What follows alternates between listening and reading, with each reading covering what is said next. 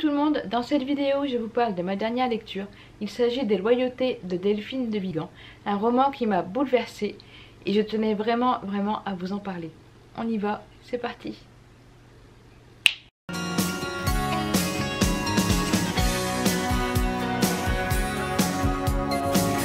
Dans les Loyautés de Delphine de Vigan aux éditions J.C. Lattès, nous suivons 4 personnes, donc c'est un roman choral et nous suivons donc Mathis, Théo, Céline et Hélène, donc 2 petits garçons qui fréquentent la même classe et la même école.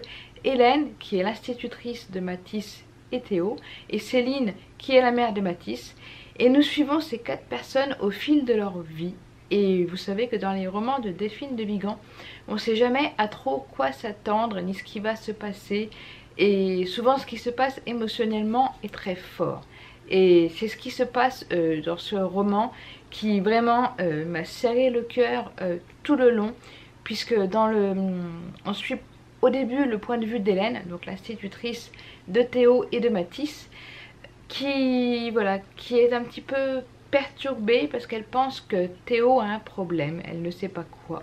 Et en même temps, les problèmes que peut avoir Théo lui rappellent ses souvenirs à elle, ses souvenirs d'enfance qui ne sont pas forcément très gais, et qui lui ramènent vers des souvenirs qu'elle ne voulait peut-être pas se rappeler, mais qui lui reviennent quand même malgré elle, qui la touchent énormément, et elle ne peut pas s'imaginer ne pas agir envers Théo si jamais il subissait les mêmes choses.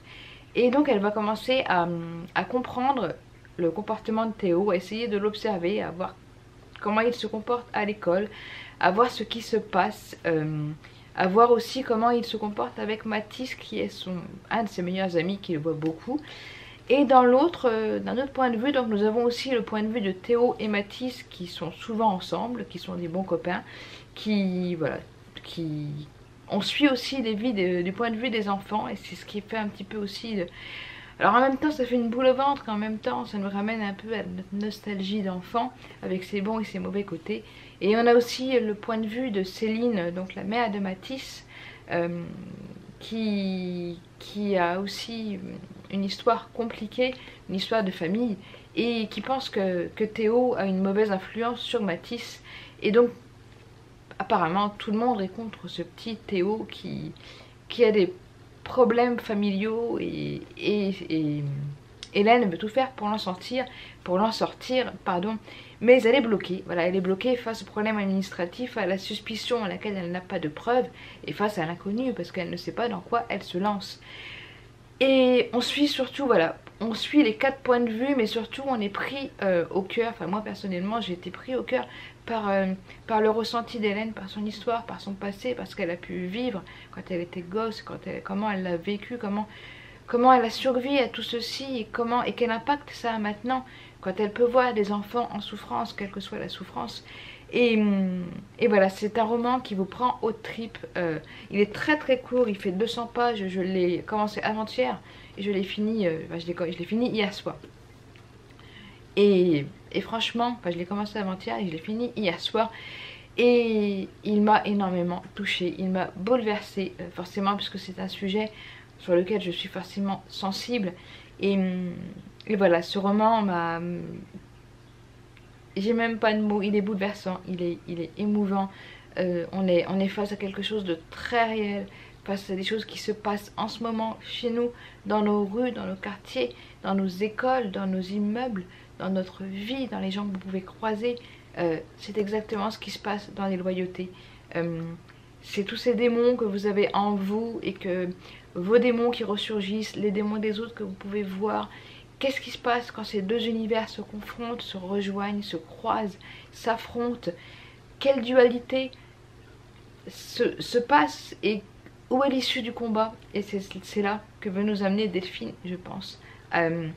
Est-ce que face à nos propres démons, on peut lutter contre les démons des autres, quitte à ce que les démons qu'on pensait avoir enterrés ressurgissent et nous fassent plus de mal encore, pour que finalement ça n'avance à rien et que rien ne soit résolu, ou que au contraire oser faire ressurgir nos anciens démons puisse aider ceux qui subissent exactement la même chose, ou ceux qu'on pense subir la même chose, alors qu'on n'en sait rien, mais que l'on s'imagine, parce que via des comportements similaires, on se reconnaît en miroir face aux autres. Et tous ces questionnements, voilà, c'est ce qui nous amène au raisonnement dans le roman de Delphine de Vigan, avec 2 enfants d'une dizaine d'années et 2 adultes. Donc Hélène qui est l'institutrice, qui a le point de vue scolaire, Céline qui est la mère de Mathis et qui voit aussi ça d'un point de vue extérieur. Qu'est-ce que le petit Théo cache? Quel est son secret? Est-ce que Hélène va comprendre ce qui se passe? Est-ce qu'elle va réussir à le sortir de là? Est-ce que Céline va voir autrement qu'un petit garçon qui n'est pas fréquentable pour le sien, pour Mathis? Et là-dedans, le petit Théo, comment il va faire si personne ne lui tend la main? Et voilà, c'est vraiment un roman qui est fort en émotion, qui vous tient jusqu'au bout. Et vous savez pas trop où, comme d'habitude, où veut en venir Delphine de Vigan, parce que vous êtes dedans et vous sentez toute la peine de chaque personne avec son propre passé, ses propres histoires et ses propres démons. C'est un mot que j'emploie souvent parce que il est dans le 4e de couverture et il explique clairement comment faire quand nos propres démons ressurgissent et que les démons des autres sont face à nous. Comment on réagit? Est-ce qu'on se replie? Est-ce qu'on attaque? Est-ce qu'on essaye de comprendre? Est-ce qu'on trouve la formule pour attaquer? C'est la question à laquelle nous fait penser Delphine de Vigan. C'est la question qu'on se pose tout au long du roman. Et franchement, tous les personnages nous prennent aux tripes. Ils nous touchent tous d'une manière plus ou moins égale, mais ils nous touchent tous d'une manière ou d'une autre. Et c'est franchement un pur bijou, ce roman. J'en suis sortie vraiment très retournée. Et si je peux vous donner un conseil, c'est de foncer le lire et de vous accrocher, parce que émotionnellement, vous allez ressortir avec tout un tas de questionnements. Voilà. Et il y a un autre truc que je voulais vous dire aussi et qui est important et qui est en lien avec ce roman. Je vais faire court parce que c'est un peu du hors-sujet en même temps. C'est le sujet plus ou moins du roman, plus ou moins. Mais ce que je voulais vous dire en aparté, et vous ferez le lien ou pas avec les loyautés des films de Vigan.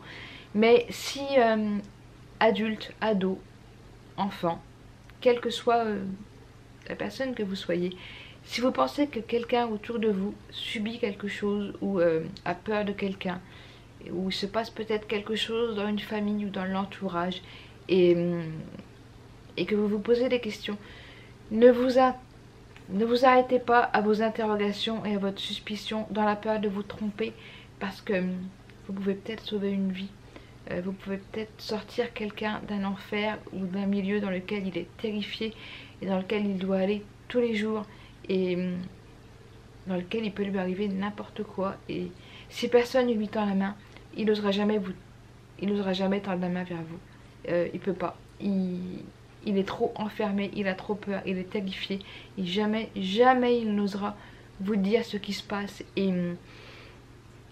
il ira jusqu'à vous mentir. Alors, il faut poser les bonnes questions, parce que même des marques visibles, même des indices visibles, même des comportements visibles sera emballé de n'importe quelle manière pour que le mensonge, pour ne pas que ça se voie, tienne la route. Donc allez jusqu'au bout de vos démarches. Ne vous en tenez pas aux paroles d'un enfant qui pourrait dire que tout va bien, qu'il n'y a pas de problème. Si vous pensez qu'il y en a, quel que soit le problème, qu'il soit de nature d'un petit conflit ou de maltraitance ou de problèmes divers, ne laissez pas un enfant dans quelque chose qui vous semble pas normal. Et s'il a un comportement qui vous semble pareil, pas normal, qui semble replié, triste, qu'il se passe des choses bizarres, agissez, je vous assure, agissez. Ça pourra sauver des vies, ça pourra sauver une enfance. Ça aurait pu sauver la mienne si toutes les personnes qui avaient eu des suspicions étaient allées au-delà de leurs suspicions et avaient agi. Peut-être que je ne serais pas devenue l'adulte que je suis. Parce qu'un enfant qui a subi de la maltraitance, que ce soit dans sa famille ou à l'extérieur, pour ma part c'était à l'extérieur, et ça a duré 6 années d'abus, de maltraitance, et que ce soit de la maltraitance physique, morale, psychologique. Et 6 années, ce sont des choses qui ne partent jamais. Vous grandissez avec, et l'adulte que vous devenez, ça n'est jamais derrière vous, c'est toujours devant vous. C'est dans vos cauchemars, c'est dans vos images, c'est dans votre vie de tous les jours, au moindre souvenir, à la moindre odeur.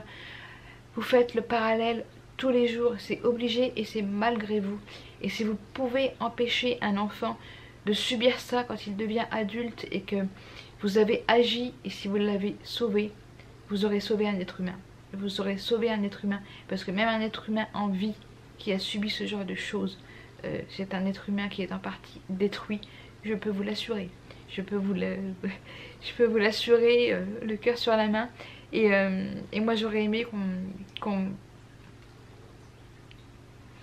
vienne me porter secours, comme a essayé de le faire Hélène, quand elle a vu que des choses n'allaient pas, et ça m'aurait sauvé la vie, psychologiquement.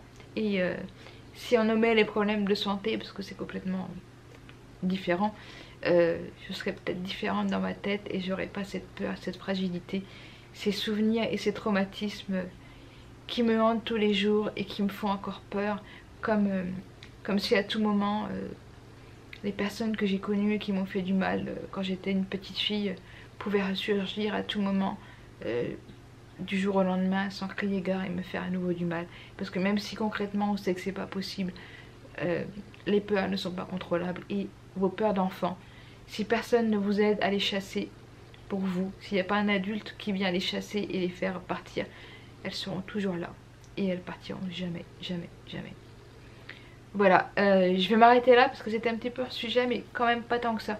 C'est très très très important d'agir si vous voyez un enfant en souffrance, et que même si ça vous remet en question et que vous avez peur d'agir, parce que ça peut vous emmener vers des démarches, vers des choses qui peuvent vous coûter, c'est sûr, hein, porter des accusations sur quelqu'un, c'est pas anodin, mais si à côté vous pouvez sauver la vie d'un enfant, bah, croyez-moi que vous pourrez être fier de vous, voilà, et vous aurez sauvé une vie.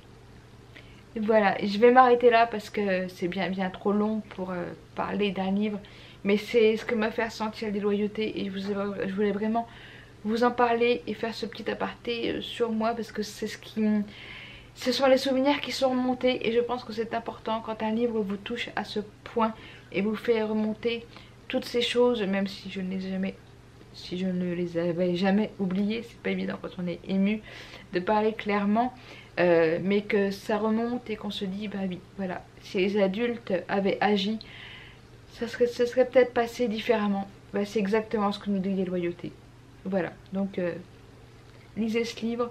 Comme d'habitude, n'hésitez pas à me dire si vous l'avez lu, si vous avez aimé, ce que vous en avez pensé, ce qui vous a fait ressentir. Et si vous aimez Delphine de Vigan, vous ne serez pas déçus, elle est égale à elle-même. Voilà, donc moi en attendant, je vous laisse, je vous dis à très vite pour une prochaine vidéo. Prenez soin de vous, et surtout n'oubliez pas, et surtout avec cette vidéo et avec ce livre, plus que jamais, always keep fighting. Bye.